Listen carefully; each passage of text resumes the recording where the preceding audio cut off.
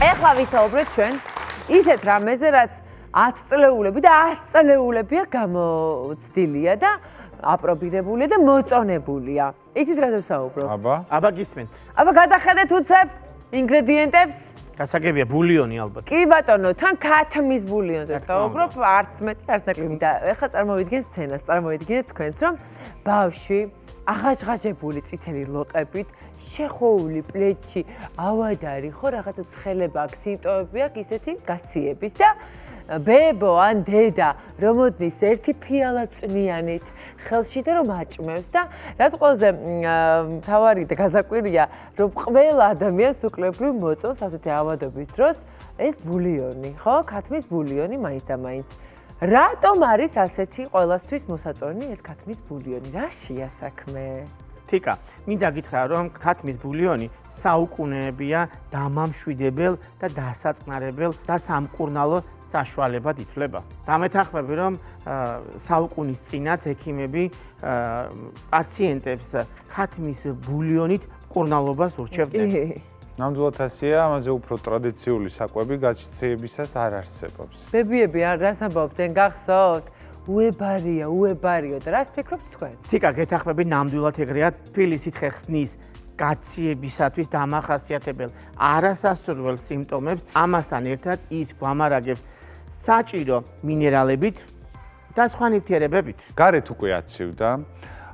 სახში მოსვლისას გაქვთ ყელის ტკივილი, ცოტა გაგუდულობა, ანუ ცხვირში ხართ გაჭედილი, ცოტა შეიძლება გაჟრიალებდეს, აი შემცივნება, კი ბატონო. ამ დროს რას ვაკეთებ? ბულიონი მისწრება, ისედაც სულ არ ვიყო გაგუდული და გაციებული, მაინც მიყვარს ცხელი წვნიანი და ზუსტად აი ესეთ პერიოდში იწყება ხოლმე ჩემი და მისი ურთიერთობა.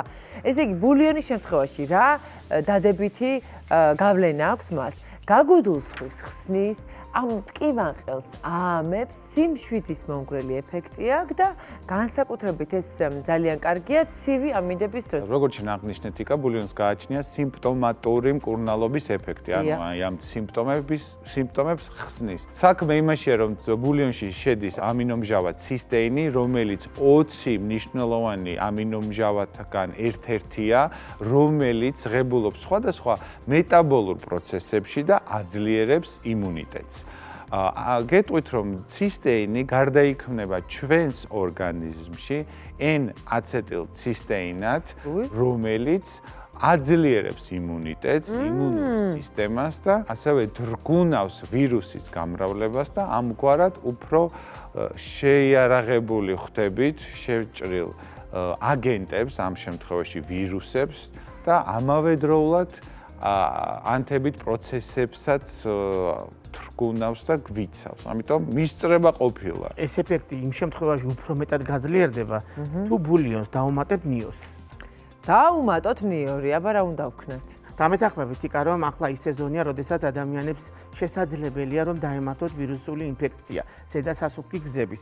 უფრო მეტად ის ადამიანები რთულდებიან, ვინც სითხეს ვერ ღებულობს დიდი რაოდენობით. ამიტომ ისინი კარგავენ სითხეს. ორგანიზმი განიცდის სითხის დეფიციტს. ასევე ამ სითხესთან ერთად კარგავენ ელექტროლიტებს. როდესაც ლაპარაკია ბულიონზე, განსაკუთრებით წვნიანზე, ასეთ შემთხვევაში ის როგორც სითხეს, ასე ელექტროლიტების დეფიციტს ავსებს. თუ ქათმის წვნიანისგან გვინდა მაქსიმალური სარგებელი მივიღოთ, ჯობია რომ მოვამზადოთ ჩვენ თვითონ, ჩვენსავე სახლში, ამისთვის გვჭირდება გარკვეულწილად ბოსტნეული, ასე მაგალითად სტაფილო, მწვანილები, ხახვი, ნიორი, როგორც ლევანმა თქვა და რაც მთავარი ინგრედიენტი, რომელიც არის ქათამი, რომელსგანაც უნდა მივიღოთ აი ეს ბულიონის ნაყენი სწორედაც და ასე მიიღებთ საუკუნებით გამოცდილ გემრიელ და საჭირო წვნიანს. რაც შეეხება ქათამს, ნოსტე ხარისხი და გემოვნური თვისებებით გამორჩეულ ქართულ ნატურალურ ქათამს გვთავაზობს. თან ნოსტეს ქათმის ძირითად საკვებს ჩეული ხარისხის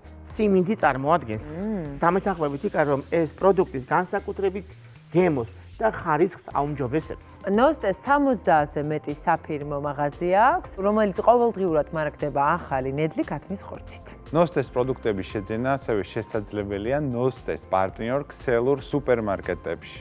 კარფურში, ფრესკოში და გუდვილში. და რა თქმა უნდა, ნოსტეს კიდევ უფრო მარტივად და სწრაფად მიიღებთ გლოვოს და ვოლტის სწრაფი მიტანის სერვისით. მოკლედ, ჯანსაღი და გემრიელი კერძის მოსამზადებლად თავარია ქათამი იყოს ნოსტე.